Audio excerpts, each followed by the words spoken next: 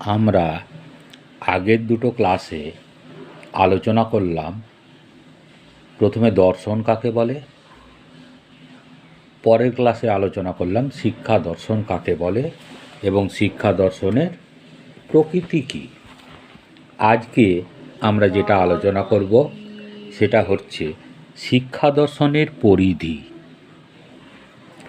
দেখো, সকল দর্শন সম্প্রদায়ের দার্শনিক দৃষ্টিভঙ্গিকে গুরুত্ব দিয়ে ব্যক্তি ও সমাজের সকল দিকের উন্নয়নের জন্য বিভিন্ন ধরনের শিক্ষামূলক কার্যাবলী শিক্ষা দর্শনের পরিধি বা বিষয়বস্তু হিসাবে নির্ধারিত হয়ে থাকে।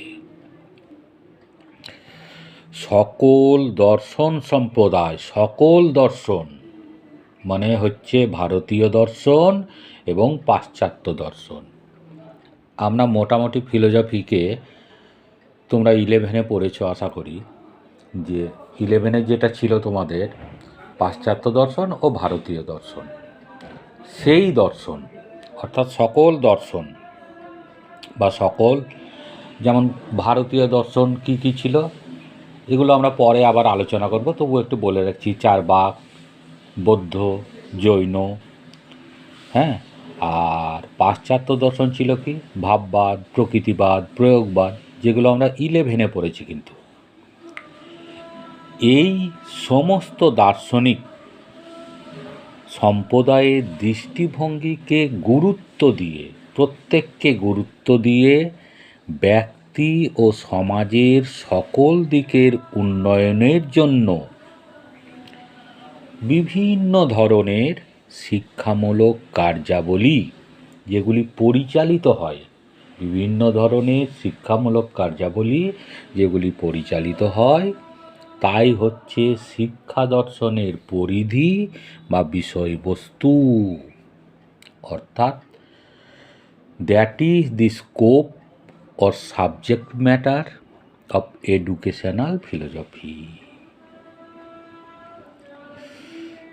শিক্ষা দর্শনের পরিধি বা বিষয়বস্তু আমরা নিম্নলিখিতভাবে আলোচনা করতে পারি। শিক্ষা দর্শনের পরিধি বা বিষয়বস্তুকে আমরা নিম্নলিখিতভাবে আলোচনা করতে পারি। যেমন 1 নম্বর দেখো, শিক্ষার লক্ষ্য ব্যক্তির চাহিদা ও সমাজের চাহিদাকে কেন্দ্র করে শিক্ষার লক্ষ্য নির্ধারিত হয়ে থাকে। তাহলে শিক্ষার লক্ষ্য কিভাবে নির্ধারিত হয়? ব্যক্তির লক্ষ্য এবং সমাজের লক্ষ্যকে বিশ্লেষণ করে বা কেন্দ্র করে, এবং ব্যক্তি এবং সমাজের চাহিদাকে কেন্দ্র করে শিক্ষার লক্ষ্য নির্ধারিত হয়ে থাকে। তাহলে ব্যক্তির চাহিদা ও সমাজের চাহিদাকে কেন্দ্র করে শিক্ষার লক্ষ্য নির্ধারিত হয়ে থাকে। শিক্ষার লক্ষ্য কী হবে?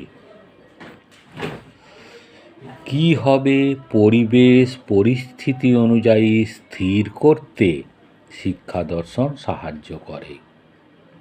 অর্থাৎ শিক্ষার পরিবেশ ও পরিস্থিতি অনুযায়ী শিক্ষার লক্ষ্য কী হবে সেটা ঠিক করতে শিক্ষা দর্শন আমাদিগকে সাহায্য করে থাকে। তাই এটি শিক্ষা দর্শনের আলোচনার অন্তর্গত।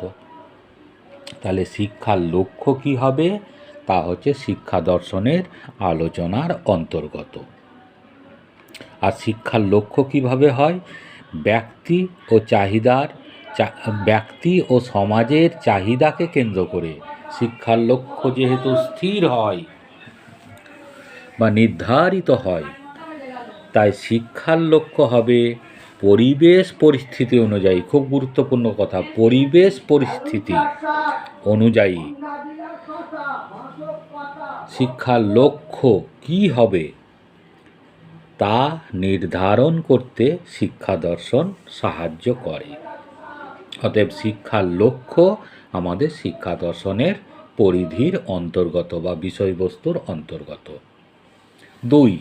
পাঠ্যক্রম শিক্ষার লক্ষ্যকে ভিত্তি করে শিক্ষার পাঠ্যক্রম বা বিষয়বস্তু নির্ধারিত হয়ে থাকে। প্রথমে থাকে লক্ষ্য, এবং সেই লক্ষ্যকে নির্ধারণ করেই আমরা পাঠ্যক্রম তৈরি করি। যদিও পাঠ্যক্রম তৈরি করার অনেক বিষয় আছে, যেমন এই যে সমাজের চাহিদা, ব্যক্তির চাহিদা প্রভৃতি। তারপরে বয়স অনুযায়ী পাঠ্যক্রম তৈরি করতে হয়, অনেক কিছুকে গুরুত্ব দিয়ে পাঠ্যক্রম তৈরি করতে হয়। পাঠ্যক্রম বিভিন্ন রকমের হয়, কর্মকেন্দ্রিক, অভিজ্ঞতা কেন্দ্রিক। যাই হোক, সেই আলোচনা আমরা পরে করব পাঠ্যক্রমের চ্যাপ্টারে। কিন্তু এখানে যেটা দেখতে হবে সেটা হচ্ছে শিক্ষার লক্ষ্যকে ভিত্তি করে শিক্ষার পাঠ্যক্রম বা বিষয়বস্তু নির্ধারিত হয়ে থাকে। পাঠ্যক্রম নির্ধারণে দার্শনিক দৃষ্টিভঙ্গির বিশেষ প্রভাব রয়েছে। অর্থাৎ দার্শনিক দৃষ্টিভঙ্গি বা দর্শনের দ্বারা পাঠ্যক্রম অনেকাংশে প্রভাবিত হয়। তাই শিক্ষা দর্শনের আলোচ্য বিষয় পাঠ্যক্রম। পাঠ্যক্রম নিয়েও শিক্ষা দর্শনকে আলোচনা করতে হয়। শিক্ষণ পদ্ধতি, একটা কথা মনে রাখা দরকার যে দর্শন শিক্ষার লক্ষ্য নির্ণয় করে, আর শিক্ষার পদ্ধতি নির্ণয় করে মনোবিজ্ঞান। দর্শন শিক্ষার লক্ষ্য নির্ণয় করে আর পদ্ধতি নির্ধারণ করে মনোবিজ্ঞান। কিন্তু তবুও শিক্ষণ পদ্ধতির ক্ষেত্রে শিক্ষা দর্শনের প্রভাবকে আমরা অস্বীকার করতে পারবো না।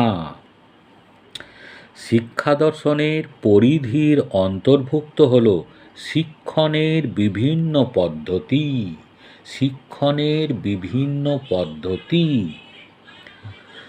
দার্শনিক প্রভাবের দ্বারা শিক্ষণ পদ্ধতি অনেক বেশি আকর্ষণীয় ও ফলপ্রদ হয়ে ওঠে।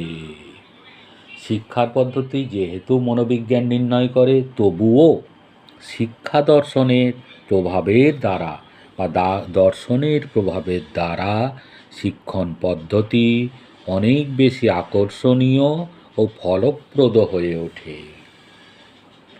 শিক্ষক, আমরা জানি শিক্ষার উপাদানকে প্রথমত দুভাগে ভাগ করছি। একটা হচ্ছে সক্রিয়, একটা হচ্ছে নিষ্ক্রিয়। সক্রিয় হচ্ছে কি শিক্ষক এবং শিশু, আর নিষ্ক্রিয় হচ্ছে পাঠ্যক্রম ও বিদ্যালয় বা পরিবেশ। এখানে শিক্ষক হচ্ছে কি শিক্ষার সক্রিয় একটি উপাদান হলো শিক্ষক। তাহলে শিক্ষার সক্রিয় উপাদান হচ্ছে দুটি, একটি হচ্ছে শিক্ষক, একটি হচ্ছে শিক্ষার্থী বা ছাত্র বা শিশু। তাহলে শিক্ষার সক্রিয় একটি উপাদান হলো শিক্ষক। শিক্ষক শিক্ষণ পদ্ধতি পরিচালনা করে থাকেন। শিক্ষক শিক্ষণ পদ্ধতি পরিচালনা করে থাকেন, অর্থাৎ শিখন প্রক্রিয়ায় শিক্ষকের ভূমিকা কেমন হবে, অর্থাৎ শিখন প্রক্রিয়ায় শিক্ষকের ভূমিকা কেমন হবে তা দর্শন দ্বারা নির্ধারিত হয়ে থাকে।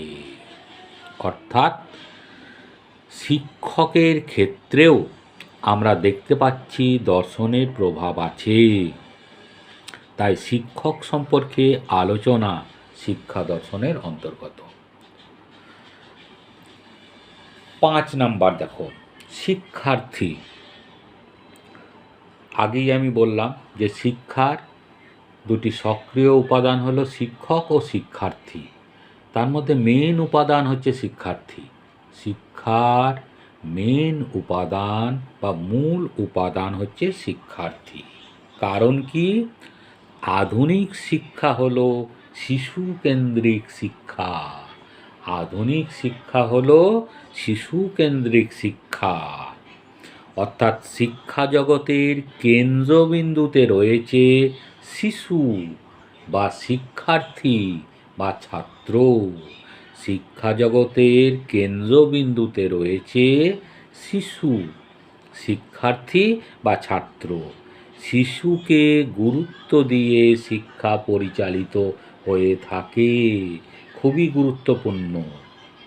অর্থাৎ শিক্ষার মূল উপাদান হচ্ছে শিশু, এবং শিশুকে গুরুত্ব দিয়ে শিক্ষা পরিচালিত হয়ে থাকে। শিক্ষার্থীর শিক্ষা পরিচালনায় দার্শনিক দৃষ্টিভঙ্গির বিশেষ প্রভাব রয়েছে। শিক্ষার্থীর শিক্ষা পরিচালনায় দার্শনিক দৃষ্টিভঙ্গির বিশেষ প্রভাব রয়েছে। এক কথায় বলতে পারা যায় এখানে যে দর্শন ছাড়া কোনো বিষয়ই চলতে পারে না। প্রত্যেক বিষয়ের ক্ষেত্রে দর্শনের প্রভাব অনস্বীকার্য। প্রত্যেক বিষয়ের ক্ষেত্রে দর্শনের ভূমিকা অনস্বীকার্য। তাই শিক্ষার ক্ষেত্রেও আমরা দর্শনকে অস্বীকার করতে পারি না। 6. পাঠ্যপুস্তক। পাঠ্যপুস্তক নির্ধারণে শিক্ষা দর্শন নির্দেশনা দিয়ে থাকে। আমরা পাঠ্যপুস্তক কি তৈরি করব, কোন ক্লাসের জন্য কি হবে, কোন বয়সের জন্য কি হবে, সময় ও চাহিদা অনুযায়ী পাঠ্যক্রম কি হবে, এবং তার পাঠ্য বিষয়বস্তু কি হবে, তাও কিন্তু শিক্ষা দর্শন দ্বারা প্রভাবিত। তাই পাঠ্যপুস্তক নির্ধারণে শিক্ষা দর্শন নির্দেশনা দিয়ে থাকে। শিক্ষার্থীর বয়স ও সামাজিক চাহিদা ইত্যাদিকে গুরুত্ব দিয়ে পাঠ্যপুস্তক রচিত হয়। শিক্ষার্থীর বয়স, সামাজিক চাহিদা, শিক্ষার্থীর নিজস্ব চাহিদা, শিক্ষার্থীর ক্ষমতা সমস্তকে গুরুত্ব দিয়ে পাঠ্যপুস্তক রচিত হয়। তাই পাঠ্যপুস্তক রচনার ক্ষেত্রেও শিক্ষা দর্শন নির্দেশনা দিয়ে থাকে। এরপর দেখো শৃঙ্খলা। শৃঙ্খলা, বর্তমান শৃঙ্খলাকে বলা হয় মুক্ত শৃঙ্খলা। বর্তমান শৃঙ্খলা হচ্ছে মুক্ত শৃঙ্খলা। শৃঙ্খলার কেন দরকার? ব্যক্তিত্বের বিকাশের জন্য, শিশুর ব্যক্তিত্বের বিকাশের জন্য শৃঙ্খলা একান্ত প্রয়োজন। শিশু বা শিক্ষার্থীর পরিপূর্ণ, আরও ভালো, পরিপূর্ণ ব্যক্তিত্বের বিকাশে শৃঙ্খলা একান্ত প্রয়োজন। শৃঙ্খলা নির্ধারণে শিক্ষা দর্শন বিশেষ ভূমিকা গ্রহণ করে।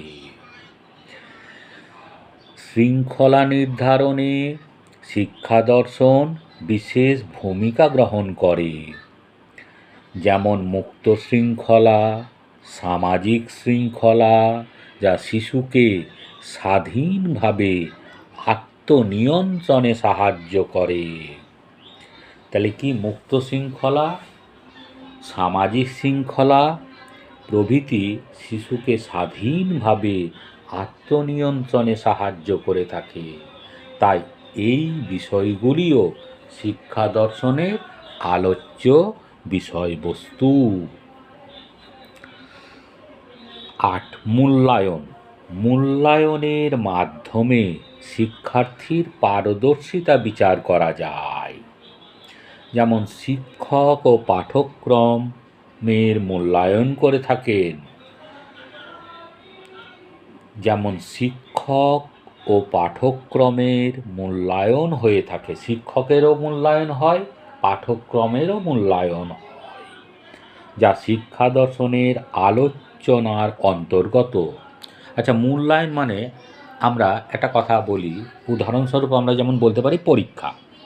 তুমি এডুকেশন ফার্স্ট সেমিস্টারে কত নম্বর পেলে, আমরা একটা পরীক্ষার দ্বারা নির্ধারিত করছি, কে ফার্স্ট হলো, কে সেকেন্ড হলো, থার্ড হলো।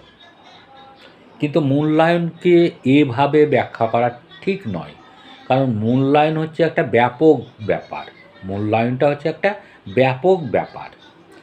মূল্যায়নের জন্য অনেক দিক লক্ষ্য করতে হয়, শিক্ষার্থীর অনেক দিকের মূল্যায়ন করতে হয়, এবং তার জন্য শিক্ষাক্ষেত্রে একটা জিনিস ব্যবহার করা হয়, সেটাকে বলা হয় কিউমিলেটিভ রেকর্ড কার্ড বা CRC, যার বাংলা করলে সংক্ষিপ্ত জীবনপঞ্জি, সংক্ষিপ্ত জীবনপঞ্জি।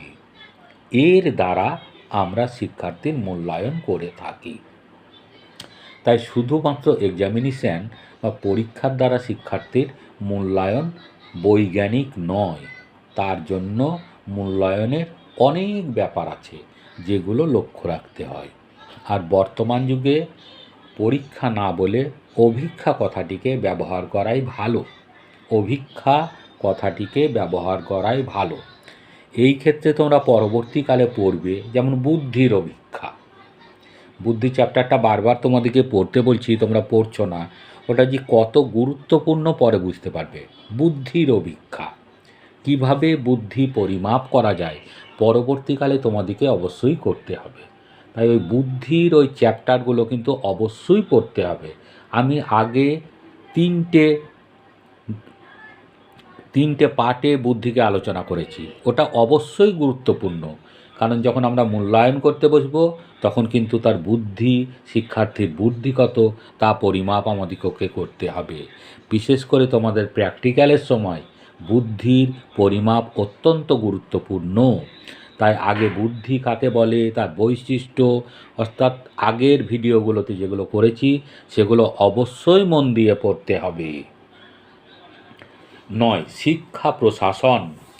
শিক্ষা প্রশাসনের কাজের উপর শিক্ষার অগ্রগতি অনেকখানি নির্ভর করে।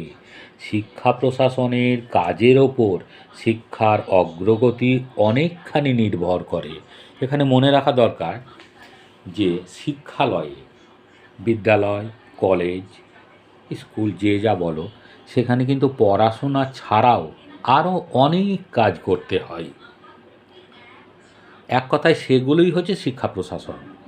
পড়াশোনা ছাড়াও আরও অনেক কাজ শিক্ষক মহাশয় বা ওখানকার যারা আছেন তাদেরকে করতে হয়, ছাত্রদিকেও করতে হয়। এই টোটালটাই হচ্ছে শিক্ষা প্রশাসন। এ ব্যাপারেও তোমাদেরকে পরবর্তীকালে পড়তে হবে। এ ব্যাপারেও দুটো ভিডিও করা আছে, এ ব্যাপারেও দুটো ভিডিও করা আছে, তোমরা দেখে নিতে পারো। তাহলে কি, শিক্ষা প্রশাসনের কাজের ওপর শিক্ষার অগ্রগতি অনেকখানি নির্ভর করে। তাই শিক্ষা প্রশাসন কেমন হবে তা নির্ধারণে শিক্ষা দর্শন বিশেষভাবে সাহায্য করে। তা নির্ধারণে শিক্ষা দর্শন বিশেষভাবে সাহায্য করে। তাই এই বিষয়টিও শিক্ষা দর্শনের আলোচনার অন্তর্ভুক্ত। 10. অন্যান্য বিষয়। শিক্ষার রূপ, বংশগতি ও পরিবেশ, মূল্যবোধের শিক্ষা, জাতীয় ও আন্তর্জাতিকতাবোধের শিক্ষা, শান্তির শিক্ষা, শিক্ষাবিদদের শিক্ষাচিন্তা ইত্যাদি বিষয়গুলি শিক্ষা দর্শনের আলোচনার অন্তর্ভুক্ত। এই যেসব বিষয় বলছি সব তোমাদিগকে বিভিন্ন সেমিস্টারে পড়তে হবে। যেমন হচ্ছে শিক্ষার রূপ, বংশগতি ও পরিবেশ, মূল্যবোধের শিক্ষা, জাতীয় ও আন্তর্জাতিকতাবোধের শিক্ষা, শান্তির শিক্ষা, শিক্ষাবিদদের শিক্ষাচিন্তা ইত্যাদি বিষয়গুলো শিক্ষা দর্শনের আলোচনার অন্তর্ভুক্ত। মনে রাখতে হবে, কারণ এগুলো এক একটা পেপার হবে পরবর্তীকালে। সুতরাং আমরা কি বলতে পারি, শিক্ষা ক্ষেত্রে দর্শন অবশ্যম্ভাবী, অর্থাৎ দর্শন এবং শিক্ষা মিলে তার জন্য আমাদেরকে তৈরি করতে হয়েছে শিক্ষা দর্শন বলে একটি বিষয়। তাই শিক্ষার ক্ষেত্রে দর্শন যেমন অপরিহার্য, কারণ দর্শন শিক্ষার লক্ষ্য নির্ধারণ করে। তাই আমরা শিক্ষার ক্ষেত্রে দর্শনকে উপেক্ষা করতে পারি না। তাই সবশেষে আমরা বলছি যে শিক্ষা দর্শনের উপরোক্ত আলোচ্য বিষয়গুলি ছাড়াও আরও অনেক বিষয় রয়েছে। আমরা তো মোটামুটি একটা আলোচনা করলাম 10টা বিষয়, এছাড়াও কিন্তু আরও অনেক বিষয় রয়েছে এবং প্রতিনিয়ত আলোচ্য বিষয়ের সংখ্যা বৃদ্ধি পেয়ে চলেছে। তাহলে কি উপরে যে আমরা যেগুলো আলোচনা করলাম সেগুলো মোটামুটি একটা, কিন্তু এছাড়াও আরও অনেক বিষয় আছে শিক্ষা দর্শনের অন্তর্ভুক্ত, এবং এই সংখ্যা কিন্তু দিন দিন বৃদ্ধি পাচ্ছে। তাহলে মোটামুটি আমরা এখানে আলোচনা করলাম কি শিক্ষা দর্শনের পরিধির অন্তর্গত কি হলো, যে হচ্ছে শিক্ষার লক্ষ্য শিক্ষা দর্শনের পরিধি, পাঠ্যক্রম শিক্ষা দর্শনের পরিধি, 3 শিক্ষণ পদ্ধতি শিক্ষা দর্শনের পরিধি, 4 শিক্ষক শিক্ষা দর্শনের পরিধি, 5 শিক্ষার্থী শিক্ষা দর্শনের পরিধি, 6 পাঠ্যপুস্তক শিক্ষা দর্শনের পরিধি, 7 শৃঙ্খলা শিক্ষা দর্শনের পরিধি, 8 মূল্যায়ন শিক্ষা দর্শনের পরিধি, শিক্ষা প্রশাসন শিক্ষা দর্শনের পরিধি, এবং আরও অনেক বিষয় আছে যেগুলো শিক্ষা দর্শনের পরিধির অন্তর্গত। তাহলে আমাদিগকে কেন শিক্ষা দর্শনের পরিধি নিয়ে আলোচনা করতে হচ্ছে? কারণ সকল দর্শন সম্প্রদায়ের দার্শনিক দৃষ্টিভঙ্গিকে গুরুত্ব দিয়ে ব্যক্তি ও সমাজের সকল দিকের উন্নয়নের জন্য বিভিন্ন ধরনের যে শিক্ষামূলক কার্যাবলী আমাদেরকে গ্রহণ করতে হয়, সেইগুলোই হচ্ছে শিক্ষা দর্শনের পরিধি বা বিষয়বস্তুর অন্তর্গত। তাহলে কিসের জন্য করতে হচ্ছে? এটা কিন্তু ব্যক্তি ও সমাজের সকল দিকের উন্নয়নের জন্য, শুধু ব্যক্তির নয়, সমাজের নয়, ব্যক্তি সমাজের সকল দিকের উন্নয়নের জন্য বিভিন্ন ধরনের যে শিক্ষামূলক কার্যসূচি গ্রহণ করতে হয় বা কার্যাবলী পরিচালিত হয়, তা সবই শিক্ষা দর্শনের পরিধি বা বিষয়বস্তুর অন্তর্গত। পরের ভিডিওতে আমরা পরের চ্যাপ্টার যাব। সবাই খুব ভালো থাকো।